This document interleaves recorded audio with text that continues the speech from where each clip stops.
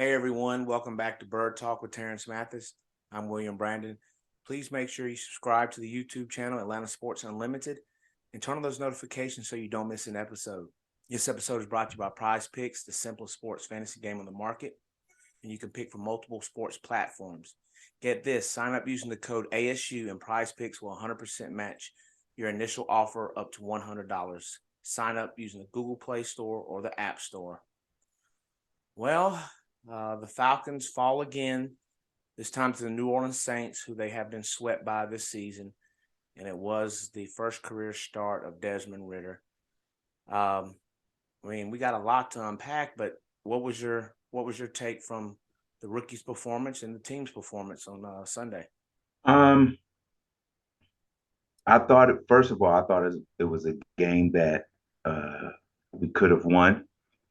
I thought early on Ritter was he couldn't adjust to the speed of the game at first. Mhm. With happy feet a couple of times, looking at the rush a couple of times, whatsoever. But he settled in towards the end. Second half, he settled in a little bit.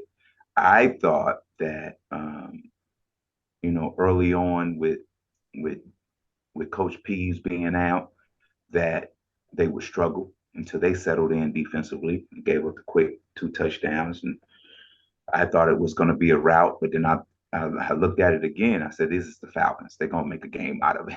That's what they do all year.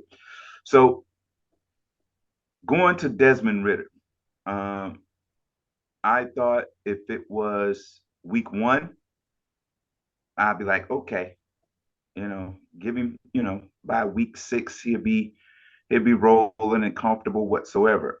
Here's the thing. Here's the thing. I'm reading all the comments all week about, gave himself a C minus, a D, and a lot of people says I give him a C, blah blah blah. He he played well, but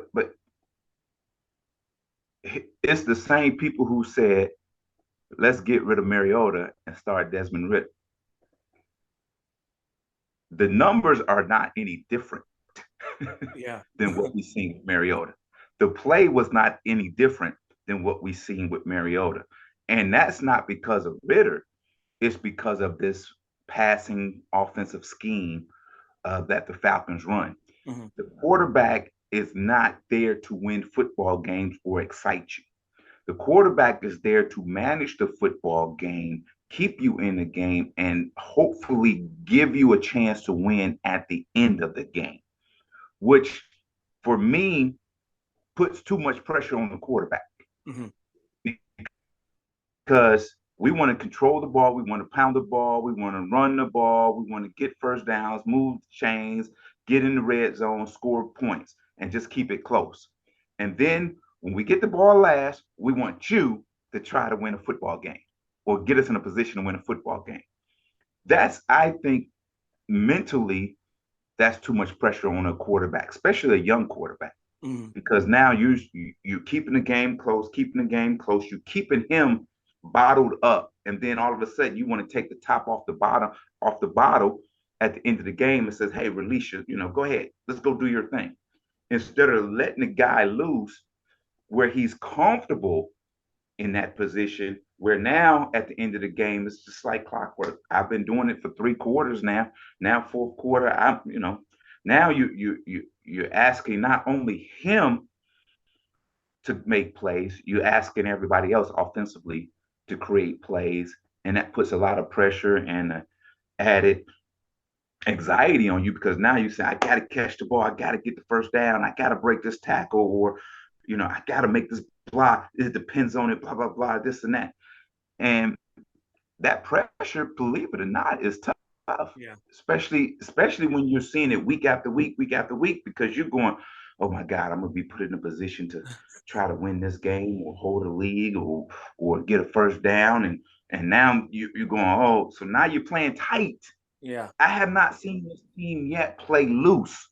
I've seen them play tight for all these weeks, and I have not seen them play loose where they flying around, having fun, chest bumping, high fiving, dancing, doing these things. I haven't seen that. It's been like they've been tight, and then all of a sudden you ask them to either stop a team from scoring or go score.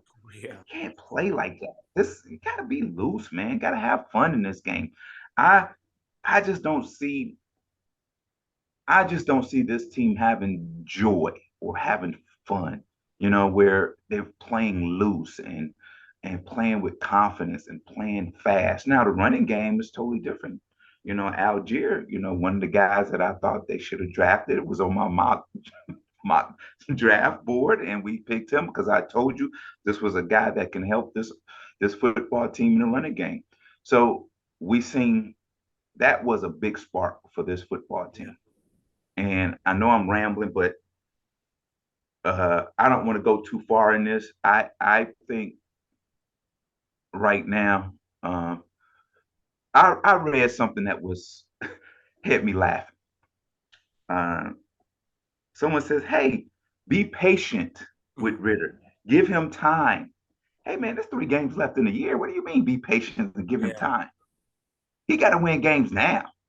So, so basically, what you're saying is, hey, this is his preseason. This is his audition for Yeah. next year. We're not in the playoffs. We just gonna, let's see if he's gonna be our franchise quarterback of the future. That's pretty much what's being said right now because there's no playoff talk anymore.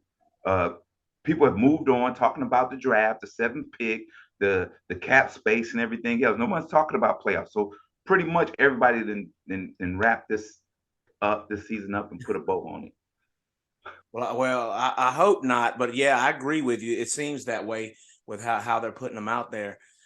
The game, how he started out the game, they had him throwing like deep balls. What is Yeah. some plays you would have probably had Ritter do to make him feel more comfortable starting out?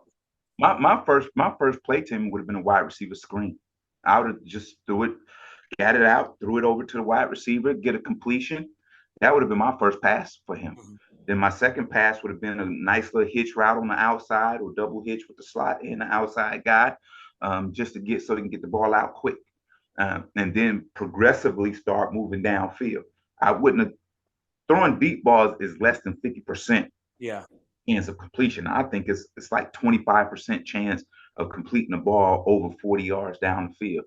And he started the game 0-4, and we throwing the ball down. I'm like, what are we doing? Mm-hmm. And we don't have guys that can take it off the top like that. We do, but here we go again. They're not taught how to get free or create separation in deep routes. We talked about it. You called me about the Zacchaeus route where you thought he was fast and was going to run away from the guy Yep. down the sideline. Yep. If you seen his release, the guy was standing in front of him. And what he did was the guy was in front of him. What he did, he made that move, which that guy just cut him off like that. Mm-hmm. If he would have went through his shoulder, that guy would have had to open up his hip And turn. and by that time you have two steps on you. But when you take that wide release, all it's going to take an angle is to cut you off, and all that is practice and teaching. And I think he was just so anxious to get upfield. No, you got to win at the line of scrimmage first, and it's an easier catch. I always tell wide receivers this: if you beat your man at the line of scrimmage, and by the time the quarterback gets to his steps and throw the ball, it's easier to catch the ball 18 to 20 yards downfield Mm-hmm. and open than 50, 40, 50 yards downfield with a guy running on your shoulder. It's an easier throw for the quarterback. So, so there we go. I mean, No, and I appreciate that insight because that's kind of what I wanted to know because it just seemed unorthodox to start this rookie first pass play, a deep ball, right. and then kind of continue that trend. And before you know it, like you said, he was 0-4 and starting them off bad all day. Yeah. It did seem like him and Drake London had some type of chemistry though, because that was a guy he kind of targeted a lot, and he made some big plays except for that fumble late in the game.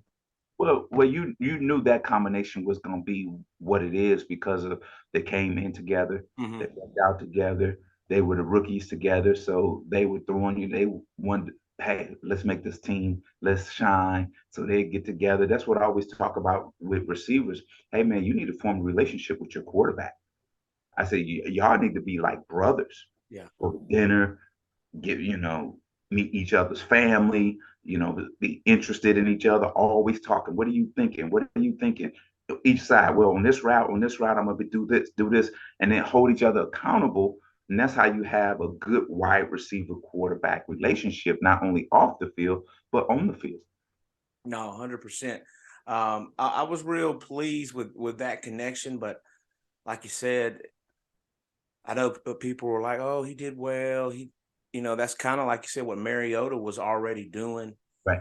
and it's not going to get any easier. The Falcons travel on the road. They play Christmas Eve Right. in a very, very cold weather game. I know he played in Cincinnati, but Yeah. this is going to be another tough test Yes. for this indoor football team.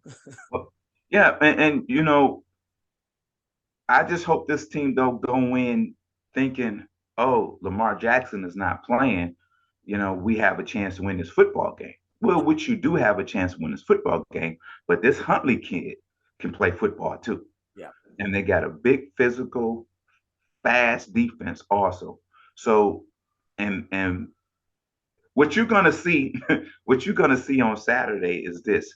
You're gonna see what the Falcons defense supposed to look like under Dean Pease Mhm. because it's the same scheme, same type of players. Well, not type of players, but where they want to do things. Yeah, yeah, yeah. Now you're going to see and you're going to go, oh, I see what we're trying to do, but we need another interior guy. We need a guy that can come off the edge and create havoc. I'm not saying make sacks, but Yeah. make the quarterback move. That's what we need. We need a safety that can go sideline to sideline and plus come up and hit the A or B gap for a tackle. Oh my. This is what this defense is supposed to look like. And that's what you're going to see on Saturday. Um, and we just received a text recently where we were just talking about the fields and turf over grass. I'm pretty sure you're with the natural grass type of guy, right? You don't want. Well, here's the thing. Um, when I played, the field turf wasn't like it is today. Mhm. And I understand the argument between field turf and natural grass. We've had that argument for 25 years ago when I said, oh man, this turf. And when we got the grass, it was like, oh my goodness, this is a relief. But I played 12 of my 13 years predominantly on what we call turf, Yeah, astro turf, not field turf, yeah, which is imitation hard grass. concrete stuff. So I get it, but here's the thing: those who make money off of field turf is always going to give you the stats and says, well, there's just as many knee injuries on grass as Hmm. it is field turf, but they don't talk about there's more head trauma, concussions on this field turf than it is grass. So it's one of those things. There's an argument because one entity want to make money and one entity want to save money. Because if you got field turf, all you have to do is have a machine and go out and roll it out, even it out, put the little black pellets in there whatsoever, and that saves you money. All you're doing is buying an equipment. But if you put grass, you got to maintain it. That's more employees, Hmm. equipment. There's more sod you got to buy and all this stuff. And guess who has to pay for that? The franchise. Yeah. So, one is saying, I'm not spending no more money on this stadium stuff, Hmm. which is ownership, franchise, whatsoever, and the people that make the field turf. And then, on the other side, the players are going, well, sure, we're damaging, have a potential of career-ending injuries. Hmm. So it's going to be a constant battle. But at the end of the day, it is what it is until the players stand up and say, we ain't taking this no more in the next collective bargaining agreement. Well, hopefully they can get that worked out because I know a lot of players probably want to change Right. it, but it will be difficult for them the grass to stay natural and fresh without sunlight, without them Right. being able to move it outside. Right. Back to the cold weather games. Let's say Drake and Zacchaeus and them are watching. What is some advice you can give them for Saturday to better help them? Like, what would you do to ensure that you're going to have the proper hands? You're going to be able to catch these balls because it's going to be brittle. Their hands are going to feel like bricks. And this may be, a kid from USC. This might be the coldest game Drake London's ever played in. Well, first of all, you just got to mentally say, I'm not, it's going to be cold. They're going to be cold, and just block it out. I Mm-hmm. know it's hard to say, but what you have to do is you just got to just go out there and mentally just let your body go numb and then just go play football. You got to understand they're going to be just as cold as you are. I used to use psychology right away with the opponent. I come out with no sleeves on, and I didn't wear tights at all. And I all I had was a shirt that I would cut the sleeves off that had a mock turtleneck just to keep Yeah. my neck warm. And that's how but I used to grease up, put the Vaseline on, and what we call it's called heat balm. Mm-hmm. So I used to put heat balm on my feet and on my legs and stuff, on on my back, whatsoever. So those areas will stay warm once you get, running around. So I used to play that game, and it worked for me. Yeah. And then once I came off the field, the first thing I did was ran to the bench and put a parka on and sat on that heated bench. Yeah. But when I came out on the field, and players were like this dude is crazy. No, this was a psychological advantage for me to come out there and say, hey, look, yeah, I play in a dome. I'm from Georgia. Guess what? I'm a tough I guy. used to tell the DBs all the time. I said, I know you just as cold as I am. And they just go, hell yeah, I am. So and that's the thing is Was you that, go ahead, I'm sorry. were you a glove guy or I you'd was go a with your glove hand? guy. Yeah, I Okay. was a glove guy. And at the end of the day, the gloves are so good, man, that they really don't freeze up. Mm-hmm. And here's the thing. Um, there's some balls you're not gonna be able to catch in your hands. Mm-hmm. Uh, them balls that's within your body, I suggest if there's nobody around to catch it, Take it. in your body. Yeah. But those that you got to reach for, you just got to make sure you squeeze it. It's almost you got to let the ball just hit your hands and you just guide it in. Okay. Squeezing is going to be hard because the ball is going to be kind of slick because of the weather. But the balls today, they've changed them so much that they really don't get slick in cold weather or even wet weather. So they'll be fine. You know, you got to think about it. We ain't gonna throw the ball but 15 times anyway. So why they worry about Well, I'll be looking for that on Saturday to see it? if we got any drops on our hands that should have been caught, things like Well, that. here's the worst. I always say here's the worst thing because I used to do it all the time when I was younger. Here's the worst thing when you see those little hand warmers on receivers' waist and Uh-huh. they have their hands in their pockets, and Yeah. then at the line of scrimmage they put them in the back. I used to think, oh, I'm keeping my hands warm, but then I realized it was a distraction Mm-hmm. because I'm going, oh, I'm staying warm. I'm hearing the play. Ooh. And then, you thinking about play, you thinking about hearing the play, the execution of the play, what the defense are doing. Now you got to worry about And taking warm. your hands out the warmer and put it behind you. Always thought that was a distraction. And just go play football, man. They just as cold as you. Go play football. You know, it is what it is. I guess I'm a little old school. No, and I wanted that's why I wanted to get your opinion on that. So maybe they're listening and to take your advice because clearly they need a receiver coach like yourself in the locker room guiding them on other things. You see, like you said, Tyson Algiers has been off the charts. He's been a great uh, draftee that yes, you picked on your mock draft, and he's turned out to be that guy. I had a Right. friend a couple weeks ago was like just talking about draft and was like, maybe we should get a running back. And I was like, running back? The running back we got's fine. Yeah, We don't we need don't a need running another back. running back. We don't need. You know what? We don't need a running back early in the draft. Um, Maybe we need a free agent running back, Mm-hmm. but I don't think we go get another young running back in the draft because we have one. Um, Here's if, and I don't want to jump ahead too far, but since the season is ending and the draft talk is coming up, the draft force is coming up whatsoever. I'm mad at Todd McShay for the dirt he put out on the Carter kid at Georgia. Yeah. I'm mad at that. Why are you doing that this early whatsoever? Um, and he gets that. So here's the thing people don't understand.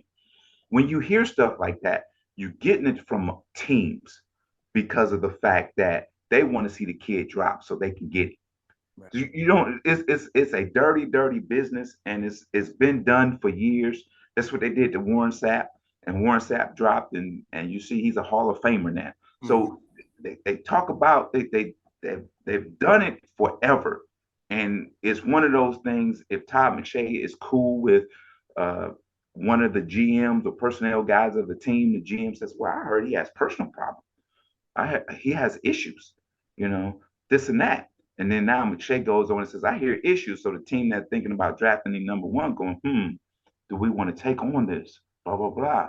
So he'll fall right where that GM or personnel guy said, "Oh, now we're going to get it." Well, you just talked about it, but we don't know who that personnel guy is. So we don't Yeah. understand. But if you've been in the business for so long, you understand the dirty work when it comes up to the draft. Like we said, it's not completely over. The Falcons are in last place, but they're still one game out of first place. So it's I'm throwing my hand over my head because of the fact that even if even if they win out, they're still gonna lose in a division. You see what I'm saying? Mhm. So the division opponent, for instance, the team that has the most wins in the division, you could have Carolina, Tampa Bay, and the Falcons are tied with overall records. But Yeah, the team that has the best division record is going to the playoffs. and that's And that's where the Carolina. Falcons are too far behind right now. Yeah. And you're going to have some help from other teams, which I told you 3 weeks ago, we can't have that happen. Mm-hmm. We got to take care of business and and and we'll be there. We can't. The worst feeling in the world is scoreboard watching to see if somebody else loses. And we talk about it every week. We're gonna after when we lose, Tampa Bay plays next to them and say, "We hope Tampa loses," and Yeah. they do. And we go, "Yeah, but it's not a division loss." You see what I'm Oh, saying? 100%. Yeah. It's not a division loss. So I'm not saying it's over whatsoever, but to me, the feeling and the vibes that I'm getting from Flowery Branch is let's start looking towards next year. Mm-hmm. And that because no one's talking about, okay, we just got to win out and see what happens. No one's talking about that. Everybody wants to talk about Ritter and his play whatsoever, and we're talking about Algier whatsoever. Now we're talking about, oh, we got the number 7 pick in the draft. We're gonna get a franchise quarterback. Please stop, Oh goodness. stop, stop. And we talked about this. Uh, we texted each other a couple of days ago when I went on that big old rant. Here we go. Okay, Falcon fans. If we get the number 7 pick in the draft, do you know what that means? That means we're going to have 3 players that's going to have third of the salary cap number because you got Pitts, you got Drunden, you got London, and then you got whoever you pick number 7. That's Mm-hmm. 3 guys you done picked in the top 10 3 years in a row, which is going to count for $30 million a piece in salary money. Mm. Just saying. So 2 years from now, 3 years from now, 4 years from now, those salaries almost increases 60 to 70%.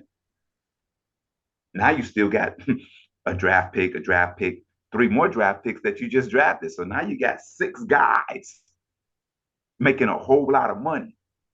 There's no more money for anybody else. Back where we were. And back where we are 6 years from now. You see what I'm saying? Yeah, So 100%. Yeah. here's the thing. So when you hear people say, "Oh, we gonna have $70 million+ in cap space, we got the number 7 pick." So what are you saying to me is this? So we're gonna flip the roster again for a third year in a row. So we're starting all over again. Exactly. We're starting all over again. Mm-hmm. So we've heard rebuilt 2 years ago, rebuilt last year. a rebuild coming this year. So if you're rebuilding a franchise, the first thing you do is go draft a franchise quarterback that you had a chance to do 2 years ago. The second year, you go get you a franchise offensive tackle. Mm-hmm. And then you go try to find you a young franchise defensive end in free agency. And then you got to go get you a safety sitting back there. And then the other pieces will fall off the tree because there's going to be receivers and running backs and corners that you can get from free agency or in the draft that can make an impact for you. But we haven't done that. Yeah. So if we go out, draft a tight end, a receiver, and then go get a franchise quarterback this year, we're starting all over. All over, yeah. And then you're going, yes, we got a quarterback. Okay, but we have nothing else. So me personally, with that number 7 pick, I'm looking down. What team that I can make a trade with to swap first round picks and pick up a player, Mm-hmm. a Pro Bowl player off their roster that can come in and make an impact now. And not only trade down, I'm gonna get your second and third round pick. And so now I got a player, I'm drafting later, and I got a second and a third round pick. That's a win-win because I save money by getting out of the 7th pick. I got a franchise player from you, right? And now I got a second and a third, which gives me 2 extra picks. Right. So now I'm building my roster. Now I'm building the win for 2023, not 2026. You see what I'm saying? So that's what we have to look at. Well, you don't $70 million don't mean you're gonna go out and get Lamar Jackson and all these receivers, Stephon Diggs, and well, I'm glad you brought that up though, because some fans think that's the move as well to try to get Lamar, and I'm like, you're putting us right back where we just got out of. You're gonna have to give him all the money. You're gonna have to give him almost $300 million yes. contract. So come on, that's not. Come on, guys. No, let's business wise, money wise, performance wise, trying to win now type thing is the smart way to do it. Is after the draft is over with, to still be sitting with $50+ million in salary cap space. Yeah. You see what I'm saying? That's hey. And I just hope this is the so-called last portion of the rebuild. And what I mean by that is this will be year 3 next year of Arthur Smith. In my mind, they've got to make the playoffs. You can't have another third losing season. Something's got to give. Well, here's the thing. Something has to look different next year. 100%. Yeah. It has to look different. Some way, somehow, it has to look different. Because if you keep doing the same old things over and over and over again, looking for the same results, it's called insanity. Mm-hmm. It's the same team that looks like they looked in year 1. Year 2 is the running game is better. People can say, well, we're not better. Okay, we're losing close games. Okay, everybody else in the league is playing in close games and winning them. Yeah. So stop using that excuse. So next year, Lions won 7 straight. Jaguars been winning. I mean, come on. So and these coaches have been hired the same time you've been hired. Exactly. So, come on. So whatever it is, it has to look different next year than it does this year or the year before. Or we're gonna be doing it's gonna really look different in 2024.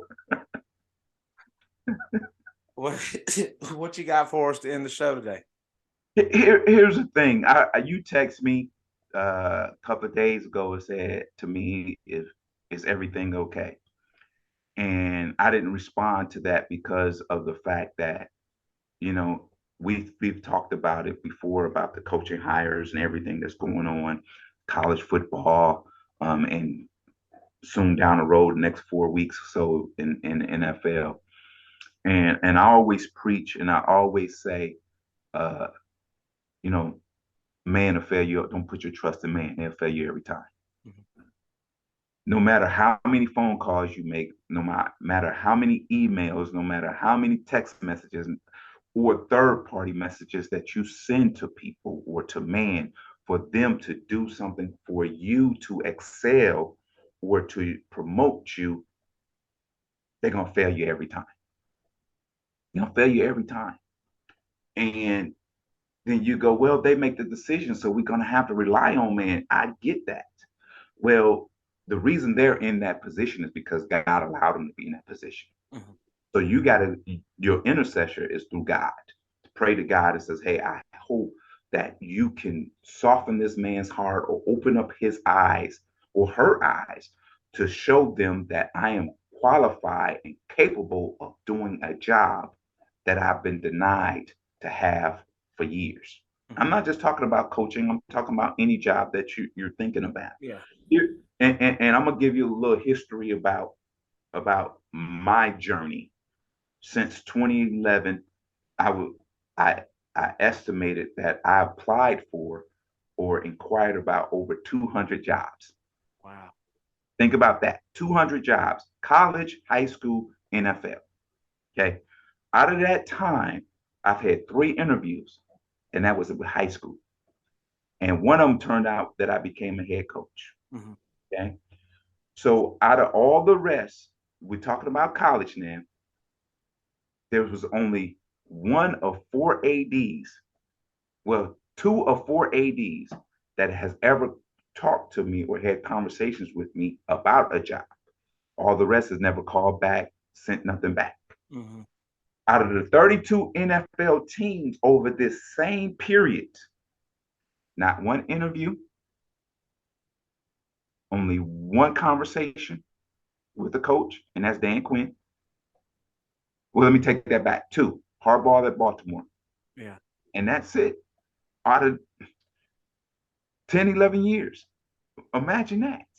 That's ridiculous. So, and then here's the thing that frustrates, and I know it frustrates you out there because you're in the job business, you're in the business world, whatsoever, and you're trying to advance. Here's the most frustrating thing is this. When you see someone gets hired, that resume doesn't fit yours, can't stand up to yours. And then when you call, they say, well, we're looking for a guy with more experience, blah, blah, blah, blah, blah, blah. But then you hire a guy that coached high school to become a head coach, not only on the collegiate level, but on the professional level. And then you're here in college, and then you hire high school coaches to coach premier positions in college football who has never played it or have never done it at the highest level. And then you say, oh, you're not qualified. And I'm going, well, just tell me I'm overqualified. Yeah. So I'm taking the case now that God overqualified me to do minimal jobs. He has something bigger for me to be more successful, to be on the top of the hill, to do things that's going to change lives, yeah, and change the way people see the game of football. So I can't get frustrated anymore because God is shutting those doors and said, I'm not preparing you for that. I got something bigger for you. Just be patient. And remember, I said, trust in me, not in man. So, and then I'm gonna leave you with this. I want to say Merry Christmas to everyone. I hope everyone has a blessed and Merry Christmas. And here's the biggest gift that we ever receive on Christmas is when God gave us his only begotten son, Jesus Christ. In that gift, you have joy, you have love, you have grace, you have mercy. Come on, man. What bigger gift is that? Right what on. Bigger gift is that? I mean, I didn't say there was hatred, anxiety, depression. I didn't say that. That's not what that present is, which is Jesus Christ. That is love. That is joy. That is peace. That is mercy. That's grace. That's what that gift is. And I love it. I open it every day, but it's bigger on Christmas Day. And that's what I got for you. Thank you, as always, for sharing. Merry Christmas. Happy holidays, everybody. Please stay warm. And Falcons, can you win a game? Can you win a game? On the day before Christmas, win a game, please. Please. That'd be a Christmas gift. The last time they played, I recall on Christmas Eve was the year they went to the Super Bowl and they won that Christmas Eve game. Nice. Yeah. All right, man. Have a good one.